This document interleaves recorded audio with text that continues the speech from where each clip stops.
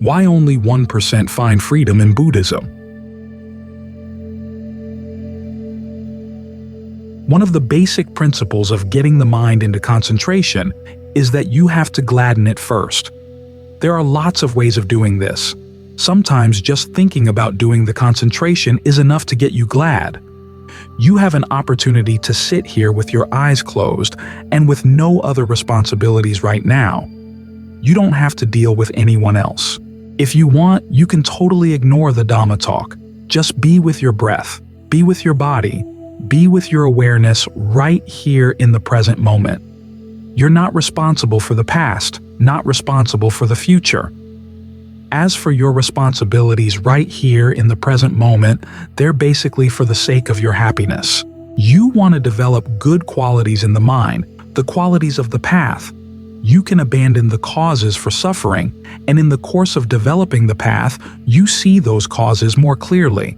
You can actually see where you're causing stress for yourself, and you don't have to. You have options, you have abilities to think, speak, talk in ways that don't cause any suffering at all, and actually cut through the habits you have for causing yourself suffering. With those thoughts in mind, you can think about your own behavior. You've been observing the precepts. You've been generous. You can settle down with a sense of confidence that this is a good path and you're capable of following it. But as the Buddha said, there are times when the mind is not glad about settling down with the breath. He says, either there's a fever in the body that comes when you try to focus on the body, or the mind is sluggish and just doesn't want to go there, or it gets scattered around. As soon as you focus on the breath, it's like trying to balance a needle on top of a ball bearing. It slips off. Or like trying to put two north poles of magnets together. They push each other away. There's something that repels you from the breath, something that repels you from the present moment. In cases like that, he says, you've got to find an inspiring theme. There are lots of alternative things you can think about that can inspire you. The 6 recollections are a standard list. Recollection of the Buddha, the Dhamma, the Sangha, recollection of generosity, virtue, and the Devas. 3 recollections. They fall into 2 sets. The first 3, of course, have to do with the 3 refugees. The last 3 have to do with reflecting on yourself in a positive way. So tonight I'd like to talk about the first 3. Recollection of the Buddha. You think about what an amazing person he was. Wise, compassionate, pure. And we're following a Dhamma taught by someone who really knew what he was doing. Look at the story of how he gained awakening. It's amazing how determined he was, but also how circumspect. When he was able to get the mind into good, strong states of formless concentration, and he was told that this was it, this is as far as you could go, he reflected on what he had there. These states of concentration were fabricated. Anything that was fabricated was bound to end at some point, so it didn't come up to his standards. He wanted something deathless. He subjected himself to extreme austerities to see if they would lead to awakening. The thoroughness with which he observed those austerities was pretty amazing. But also, what was even more amazing was when he finally realized that this was not the path. There can be a lot of pride that develops around those austerities. But he was able to abandon that pride and look around. There must be some other way. And he was able to find it. It was his wisdom that enabled him to see how to get beyond suffering. And his compassion in teaching. He taught everyone who was willing to learn, from devas down to the poorest people. There's one really touching incident concerning an outcast person whose job is to gather up garbage and withered flowers at shrine. He sees the Buddha coming down the road, so he pushes himself against the wall to get out of the way. The Buddha comes closer and closer, and the guy pushes himself even more and more against the wall until he realizes the Buddha actually wants to talk to him. The Buddha teaches him. He's able to gain awakening. And that night, as he's sitting and meditating, the devas come and bow down to him. So you can think about the Buddha's compassion. He was able to teach people of all kinds. And then, his purity. The purity here is basically seeing what needs to be done and actually doing it.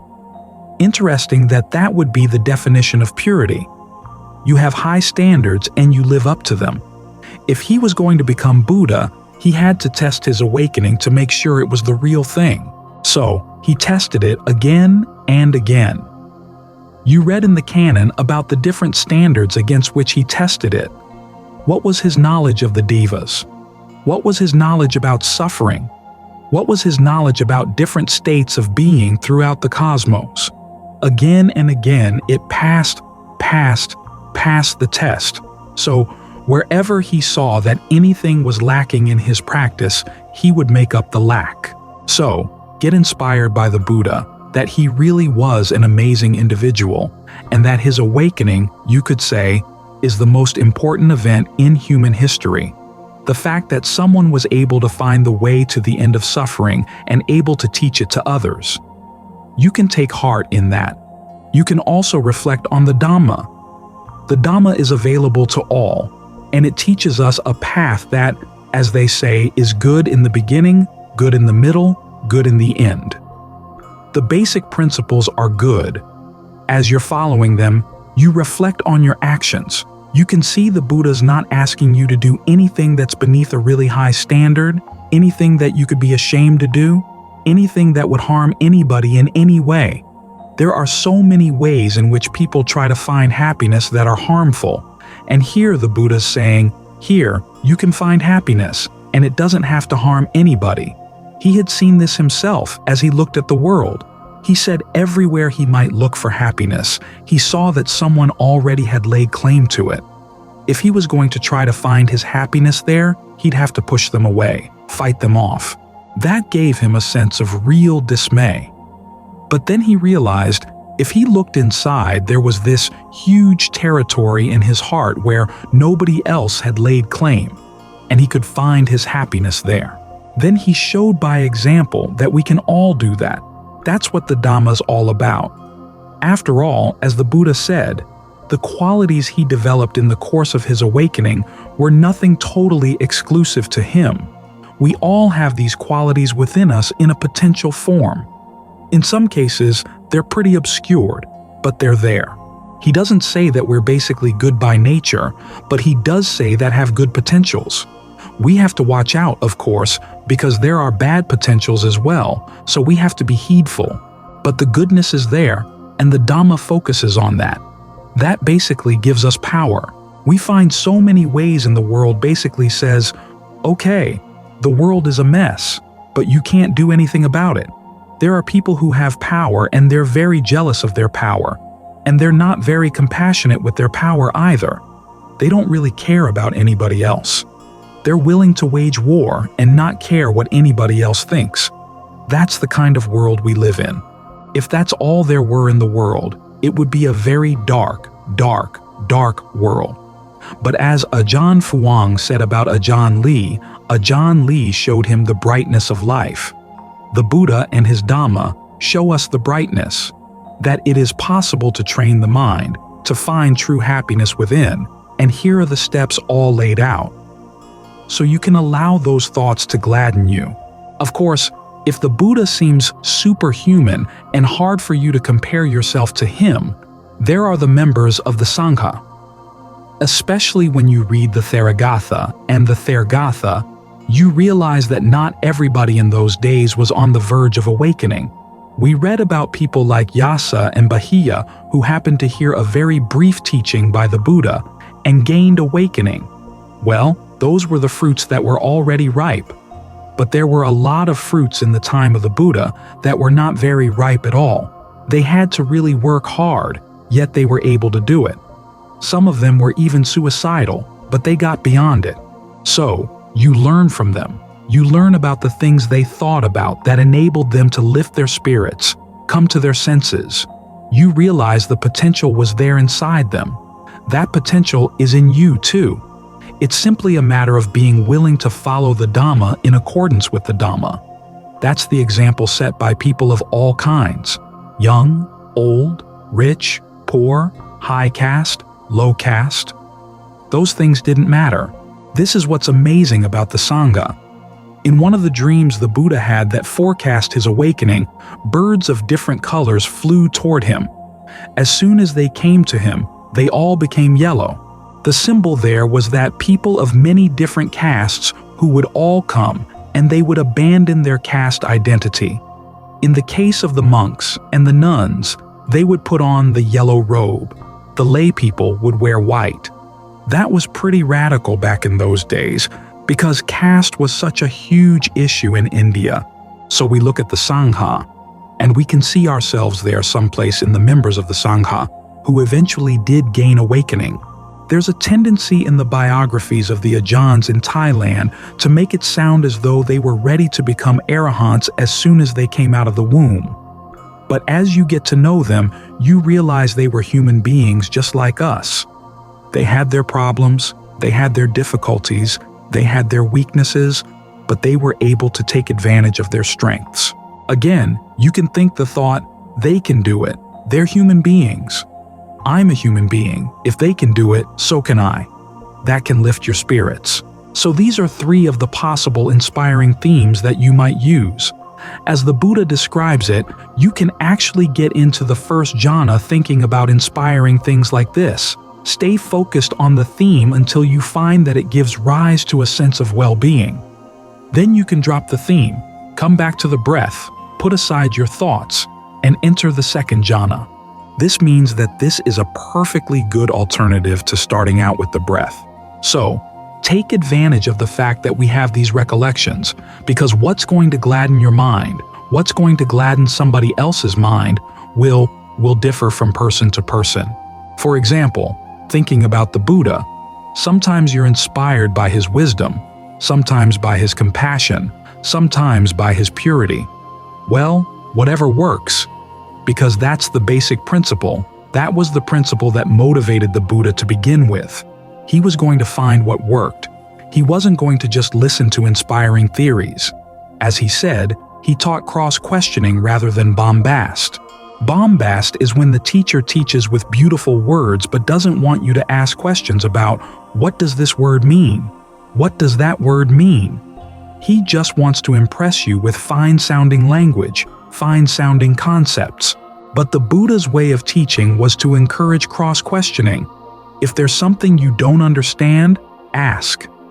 The purpose of this, of course, was to get you to cross-question yourself. When you find yourself holding on to certain ideas, why do you hold on to them? What do you gain?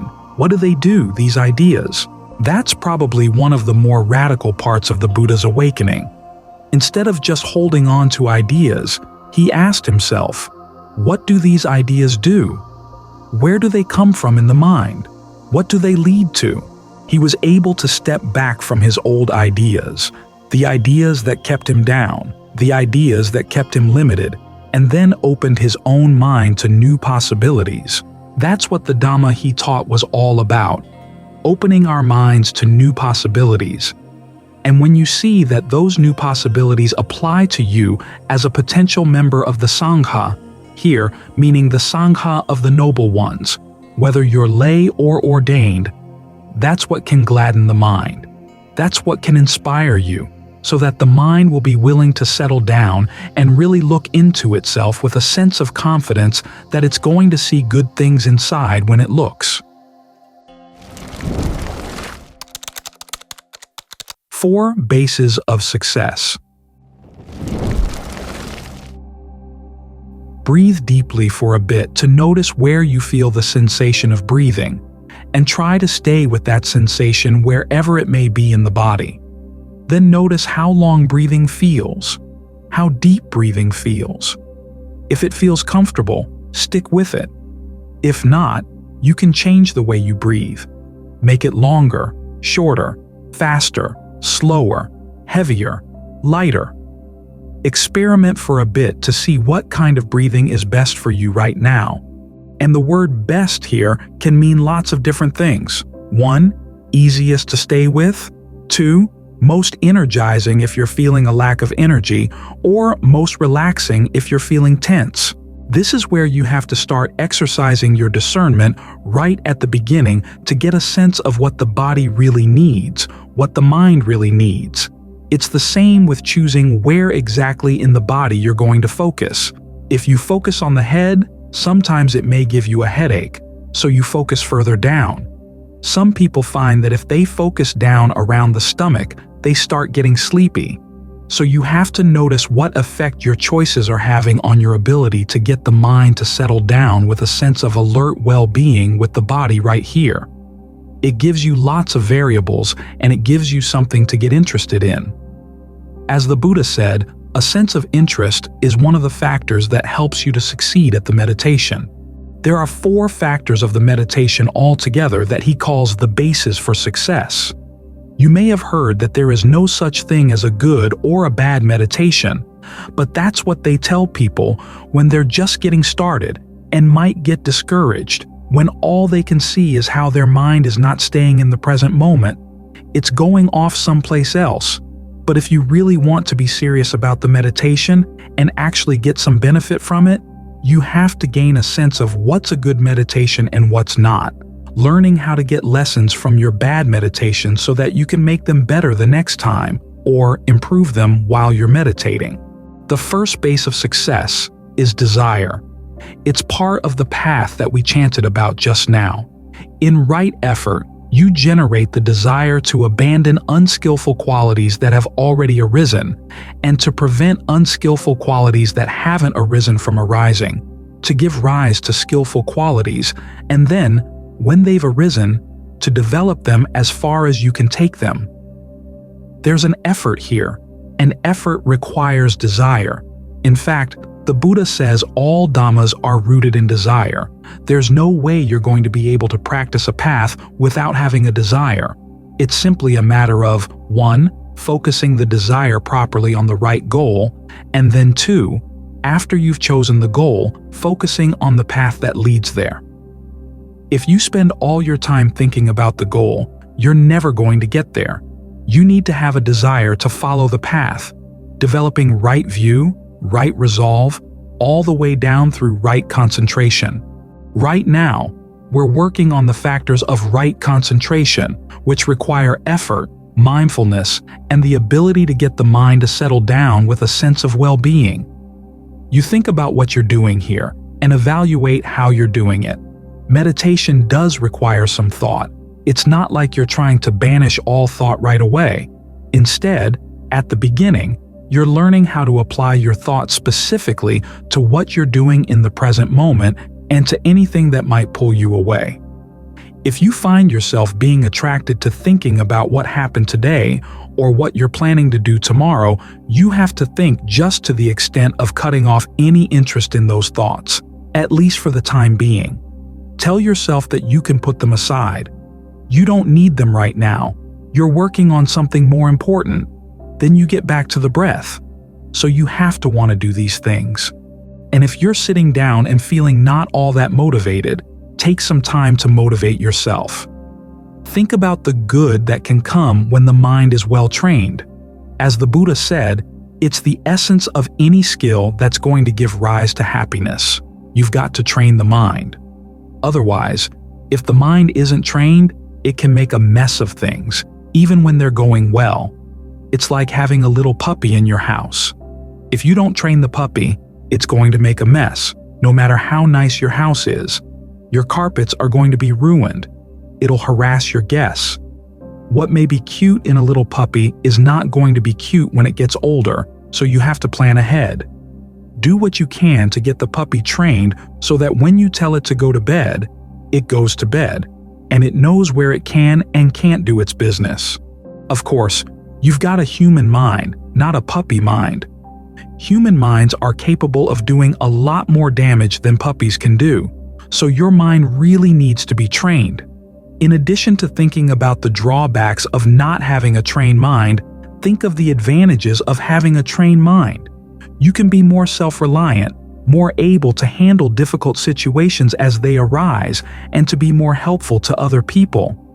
As you become more reliable inside, other people can come to rely on you too. You have more to offer the world. So it's an act of kindness to be meditating. And if you've been meditating for a long while, you might use what the Buddha calls a healthy sense of shame. Ajahn Lee made a nice comment one time. He said, "There are people out there who can manage companies that have thousands of employees or manage plantations that have thousands of acres, and yet here we have just 4 jhanas and we can't figure them out at all." Isn't it embarrassing? He means that as a way of generating desire. This is something you want to do. To learn how to get the mind still, to learn how to get the mind into an absorption here in the breath. So whatever you can do to motivate yourself to practice, bring those thoughts to bear, because it's when you want to do something that you can really do it well. At the very least, that's one of the prerequisites for doing something well. The next basis for success is persistence. You really stick with it, and not just while you're sitting here with your eyes closed. You also want to learn how to be familiar with how the breath energy feels as you walk around, as you stand, as you lie down. When you talk with other people, can you stay in touch with how the breath energy in the body feels? Because when we talk about breath, it's not just the air coming in and out of the lungs, it's the energy throughout the body that permeates through all the nerves. You want to get more and more sensitive to those sensations of subtle energies and learn how to stick with them. Make this your default mode, that you're going to stay centered right here. This gives you a good foundation as you go through the day. It's not just one more thing to add on top of what you're already doing. It's actually a solid center from which you can deal with all your other duties and responsibilities as you go out into the world. We all need this center here because otherwise we get blown around by the slightest breeze. So stick with it, stick with it, stick with it. Learn how to pace yourself so that you can put in just the right amount of effort that you can maintain continually. The third quality is intent. This is the element of interest, that you really do pay attention to what you're doing and you find it interesting to work with the breath energy in the body. They talk of the breath energy going down the spine. What does that feel like? Coming up the spine. What does that feel like? Which do you need right now? Sometimes, if you have a backache, it's good to think of the breath energy coming up the spine to give the back some strength. If you're getting a headache while you're sitting here, then think of the breath energy going down the spine and into the ground, or going down the throat and down the front of the body. The health of your body really does depend on the energy flow, and here's an opportunity to work with it, to get familiar with it and figure it out, to get sensitive to what it's doing and how you could use it as a medicine. From there, you start getting interested in the operations of your own mind. When greed comes, what incites it? Can you see it at the very beginning? Because it's at the very beginning that you can deal with it most quickly and easily. If it gets entrenched, then it's harder to uproot. So learn how to watch the mind when it's still. Learn how to watch for the little stirrings that would turn into thoughts, and gain a sense of how to read these inchoate thoughts so that you can tell, oh, this one is going to go in a good direction, this one's not. And if you know it's not going to go in a good direction, you know how to let it go. This is where the third basis for success, interest, turns into the fourth, which is using your powers of analysis, figuring things out. When you encounter a problem in the meditation, where do you look? There are 2 main areas where problems tend to start. One is your mind, the other is your body. Are you carrying some attitude in from the day that's getting in the way? Do you have some wrong view about the meditation? Maybe it's time to stop and think those things through. Resolve them to the point where you're willing to sit down and meditate. Other times, the problem may be in the body. Are you focused in the right spot? Could you change your spot of focus? How's the breath going? Are you putting too much pressure on the breath or too little? Have you forgotten some of the steps? Ajahn Fuang, when he was teaching, would often use the 7 steps that Ajahn Lee gives in his method too as his basic checklist for when someone was having problems in the meditation. Were they staying with the in and out breath? Were they sensitive to the breath all the way in and all the way out? Were they sensitive to all the different parts of the body? If you find yourself dozing off in the meditation, what usually happens is that your range of awareness gets smaller and smaller until it disappears. So if you find yourself having these little spells of blanking out, very consciously expand your range of awareness and keep it expanded. And notice, at which part of the breath cycle do you tend to let the awareness shrink? For most people, it's during the out-breath. If that's the case with you, be especially careful during the out-breath that you're going to keep your awareness all the way down through the toes, all the way down the fingers, all the way up through the head, all throughout the breath. Sometimes the problem may be that you're breathing too long or too short, or you may decide that there's a need to pinch off the breath at the end of the out-breath so that you can be very clear about when it's coming in and when it's going out. Well, that pinching off doesn't help. It creates a lot of undue stress. As the breath goes out, think of the body being a mist of sensations with no clear dividing lines into which the breath begins to come in. You don't need clear dividing lines. Just notice. Okay, it's getting softer and it seems to be stopping, and now it's beginning to come in again. That helps to develop the sense of what they call rapture or refreshment. If you clamp down too hard on things in the body, you may be able to keep your attention here for a while, but it's not going to be here with a sense of well-being. With all these bases for success, the Buddha says you need to have a sense of when they're too strong and when they're too weak. When is your desire too strong? When is your effort too strong? When are you trying to analyze things too much? When is it too little? You've got to learn how to balance things out. That, too, is a part of the use of your powers of analysis. So, as you're working with the breath and things are not going well, try to take stock. How's the element of desire? How's your persistence? Are you really sticking with it? How about your carefulness, the intent, the interest you apply to things? This is often one of the biggest problems. We get familiar with the meditation for a while and then begin to take it for granted. Then we stop paying attention and just go through the motions. This sloppiness unravels everything we may have attained. So you need the desire, the persistence, the intent, and your ability to analyze things so that you can figure out what's needed, what's lacking, what you can do. If you bring all these qualities to the breath, then you're sure to succeed at the meditation. Just make sure that none of them are lacking.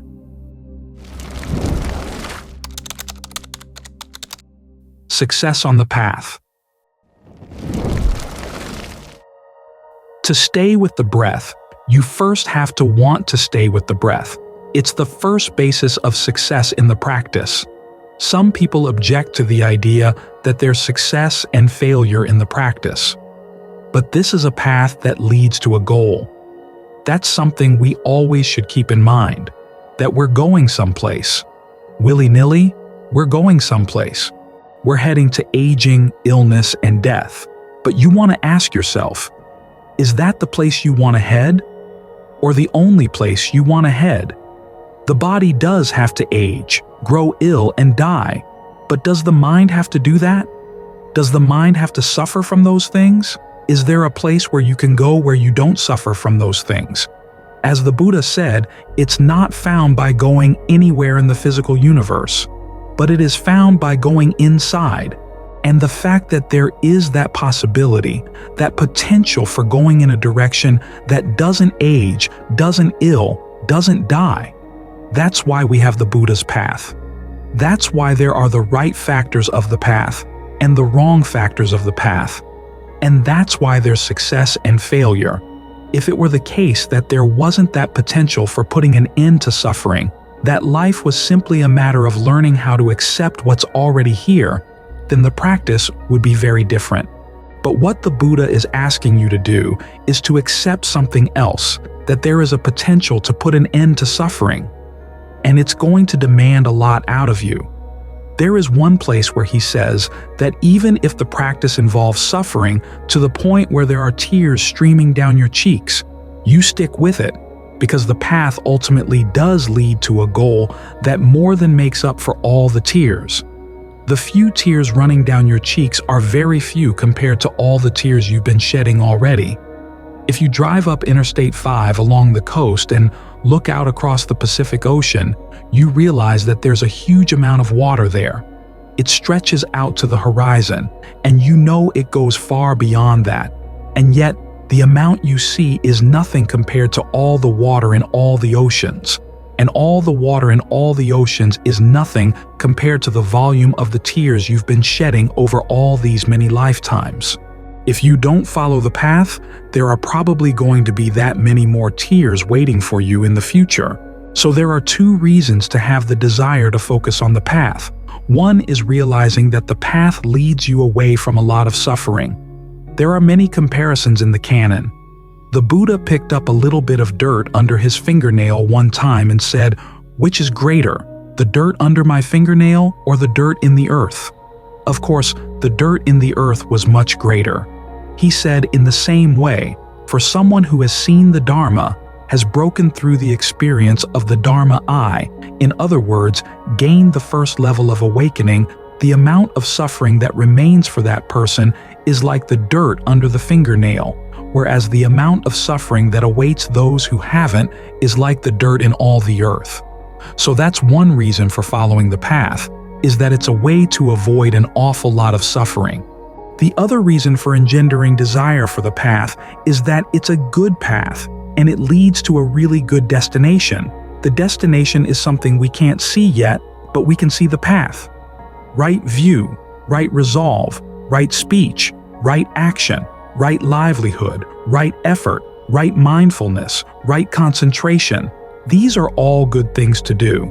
The Buddha is not asking you to do anything that you'd be ashamed of, not asking you to do anything that's going to be harmful to anybody.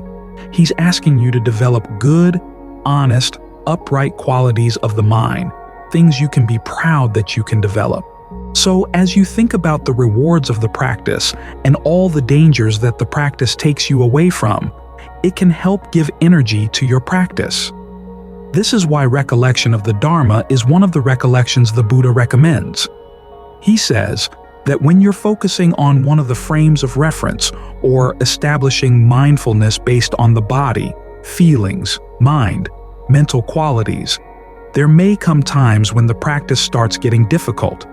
As he says, there may be a fever in the body or a fever in the mind. That, he says, is when it's good to put that topic aside and think about something inspiring. And the practices he recommends that are inspiring are recollection of the Buddha, the Dharma, and the Sangha, recollection of your own generosity, virtue, recollection of the qualities of the devas, thinking about the fact that you've been developing those qualities as well. And you think about those themes as much as you need to get rid of that fever in the body and the fever in the mind to get the mind feeling inspired and uplifted. In this way, you develop the desire to get back on the path. It's not that these recollections are off the path, but they're supplementary reflections. They can get you back into the practice of right mindfulness, right effort, and on into right concentration.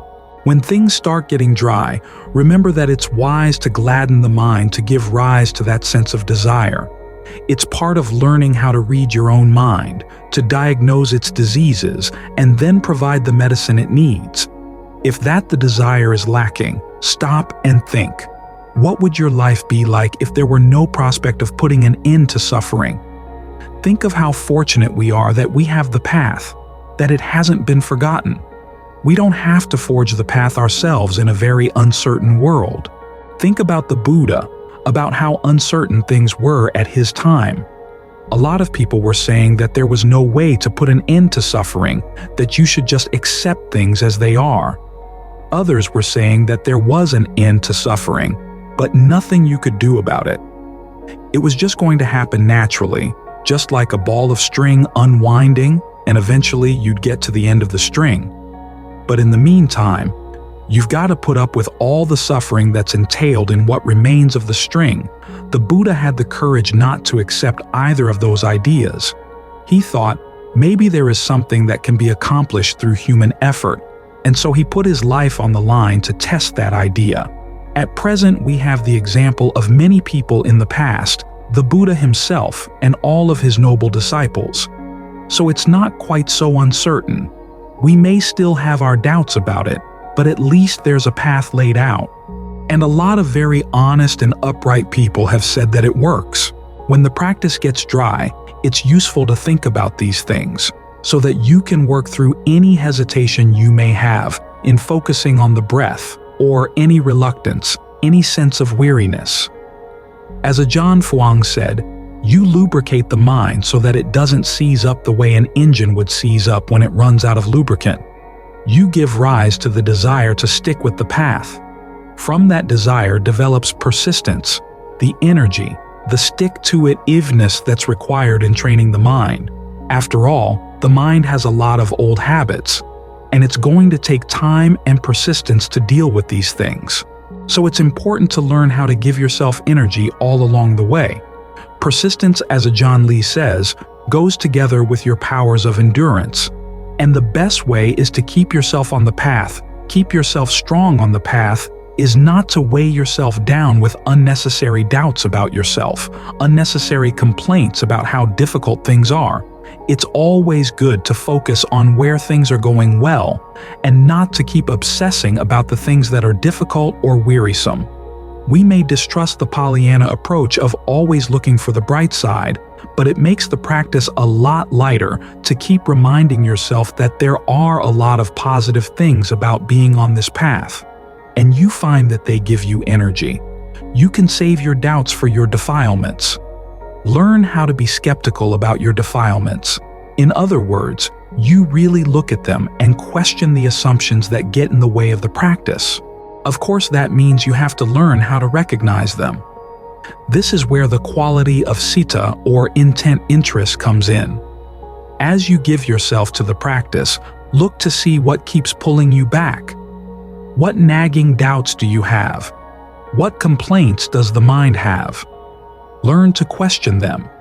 This is where citta merges in with vimamsa, your powers of analysis, your powers of discrimination, your ability to question the thoughts that come into your mind. You can ask yourself, exactly where does that thought come from? Can you identify the person who in your past would think in that way? Can you identify the tone of the voice that thinks in that way? Is it a tone of voice that you want to adopt? And you can look at that thought in terms of the issue of freedom. Do you want to be a slave to that kind of thinking?